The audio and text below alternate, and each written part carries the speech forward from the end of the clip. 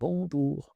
Catastrophe naturelle, l'État déclare, l'assurance paye. Alors on ne dit pas que les catastrophes naturelles, c'est nouveau, mais dire qu'on les gère bien, c'est autre chose. Quand on pense à ces événements, on voit inondations, sécheresse, tempêtes. Mais ce qu'on voit moins, c'est la mécanique qui tourne derrière. Le fameux arrêté de reconnaissance CatNat. Pas d'arrêté, pas d'indemnisation. Même si ta maison est littéralement sous l'eau. Retour en arrière. 1959, séisme à Arrête, dans les Pyrénées. Village rasé, pas un centime d'assurance. À l'époque, les assureurs haussent les épaules.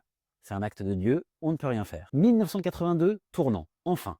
L'État invente le régime CatNat. Le concept, l'État déclare, les assureurs indemnisent et les assurés payent via une surprime obligatoire. Aujourd'hui, on sent que le système commence à chauffer. Oui, en 2024, on parle bien de la reconnaissance d'un événement de catastrophe naturelle tous les 3 jours. Et les coûts, ils explosent.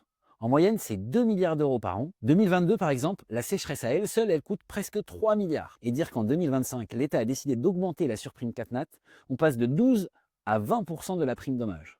Traduction, on paye déjà l'addition climatique. Le système CatNat, c'était ingénieux, presque visionnaire, mais aujourd'hui, on a l'impression qu'il se transforme en digue qui prend l'eau. Alors la vraie question qu'on devrait tous se poser, c'est combien de temps ça va encore tenir?